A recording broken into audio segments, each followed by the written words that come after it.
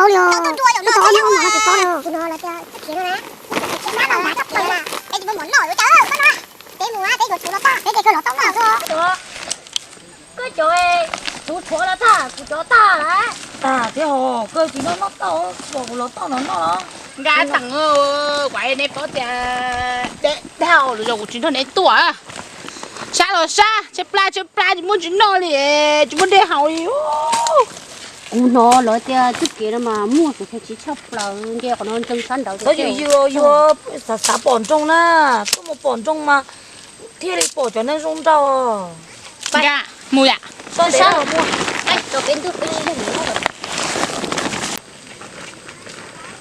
đây như thế cho nó hạ dụng na chai cái chỉ mà mua bồn trong là mua chỗ là mua tặng cô chế pla hết đâu vô tao nó gì nó nè gà để đào rồi chúng nó này tuổi gà xả bòn trong khó gì hạ bồn trong là tầng đó đi mò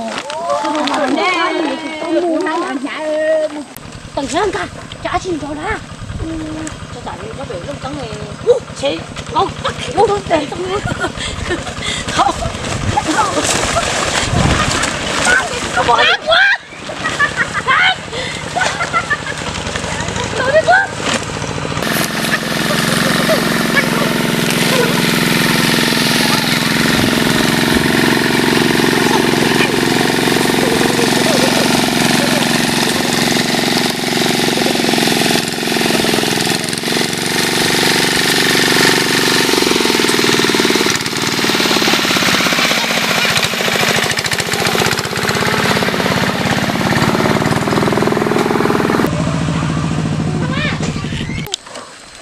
lột đồ số sát đồ trời ơi gao con cá này quay na đồ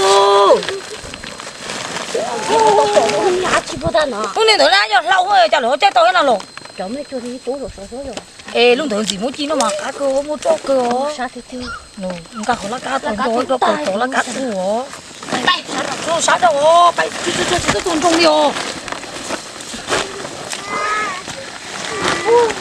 giờ phải tan rồi wow hết tặng rồi đi dân trong của đó có tôi đùa có không có tiền không phải chúa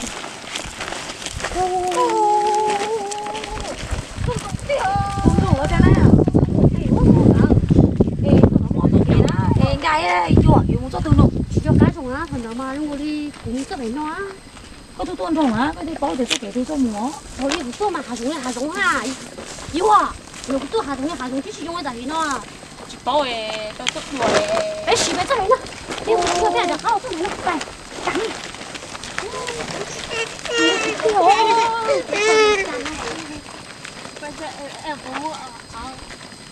mẹ anh nhìn ngay kìa đó ôi đi bèo mua là nhau con bao nhiêu nó xé chúng tôi tầm được nào sát chỗ tên luôn đi ác cha cái con sai cho tôi rồi tập bỏ chua đi à cái số sai rồi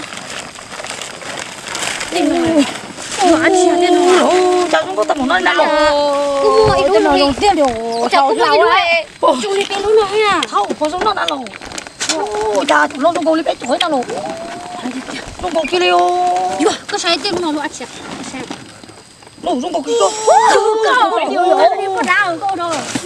thôi nó nói dùng cổ nó nào rồi ta chỉ tao cổ đôi nhớ kì tao xem mà chỉ tao cổ đôi để xem mà dùng cổ tiêu cái ẩu kia wow gà có nhiều tới có chứ đó cái lúa bánh tiêu chả mới thua nói là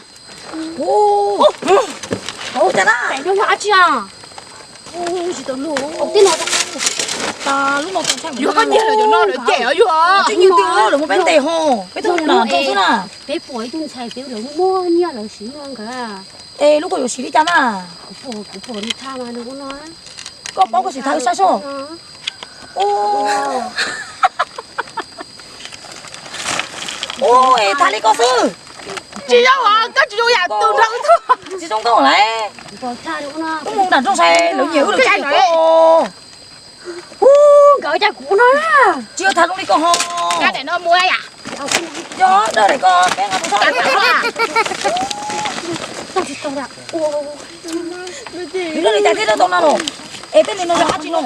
빨리 잡아 못 너무 차네. 빨리 잘라 봐. 원래 뭐. 손 놓고 잘라 봐. 저 입도 갈게. 저 돈 넣어. 너 지금 어디 안 되는 거야? 오, 가오보다 내 년을 조금 넣은도. 왼쪽 가서.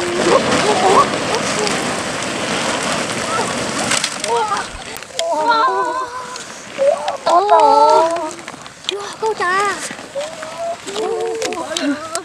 야, 요래 없잖아. chúng ta nó mót ta liều. Thế thì có sao tôi nào trong nó sao tôi nào trong thế. Nó cầu. Cái tiền này. Nó nó chỉ khổ sẽ sát đâu. Ồ. Yo, cái cái cội chả chả thế nào. Chả nó vô. Lắm chắc à. Ồ, có cậu đào quá mà trông. Chả biết trong nó ta lì nè. Ủa tưởng ơi, cái có chó ta nè. Wow, cái nó đu chúa ta thì nó cháu. Ồ. Sao tôi nào trông chỉ nó biết trong nó ta bây giờ chả nào trông mót thế nó trông. Cái con chịu nhẹ chạy đi ô rồi nó. Bây giờ số này sẽ đi xe hay có chào mù lấy không ta bé lo đi trả rồi. cho chơi lấy một số sổ luôn. Ồ, bạn nào mong bị bắt trực tiếp tốt. Không có chỗ đi cơ, phải phải sao? Nó đường đi cắn rồi.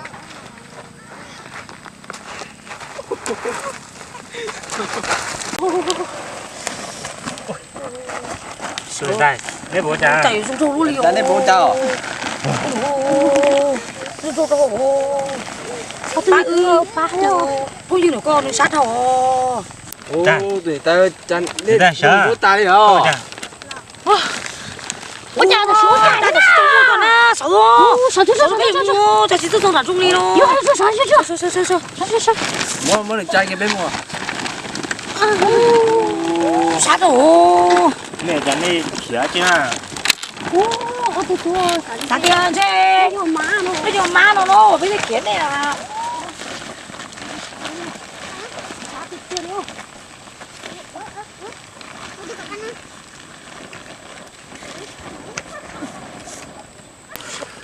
Gạo chỗ pleo bây giờ tôi pleo nhà lấy sao rồi thì nó đánh đâu chịu hôi hết tao. gạo chả bây giờ pleo chỗ bên này rồi Ta cũng thì chung cái kỹ này không chung vào. Dạ. Cái chế là thấp từ này tay nó. Không, chết chết rồi. Ô, nó đi có ta phơi sao không? ê lúc nào chúng nói cho làm cái thế nào rồi Tôi nó chạy hả? Rồi, cụ thâu nè mua nè. Chạy chuột nè. Tay nó ê Cô mò. Mua kia sát không? Chẳng biết sợ đôi chạy cơ, mua kia. không biết sao đôi teo như này Chạy rồi, chạy teo rồi. luôn bóng luôn Nhanh kia sữa. cái chế này đây. ô tiêu cho dùng súng có thằng một nơi nào rồi Ô nó mà chạy à? lấy khẩu tiêu thằng nó lấy khẩu mà Ồ, nhìn tay ơi, chị ta lấy khâu rồi. Chị lấy khâu rồi. bị tôi chỉ lấy khẩu đi rồi Chị lấy khâu đấy, chạy tao cơ. Nhanh kia sữa. sản gì dùng lấy khẩu đi mà chạy rồi Bay à? Trước. Chạy rồi. cao chạy cuốn teo Ồ, này đây. Chạy chị tao chạy chống là. Ê, bây giờ mua cho nó tốt. Ê, ít cho mù tao mà, cá tôi tối cho. Chạy tao bể lần, trong gần coi chị bể lần á.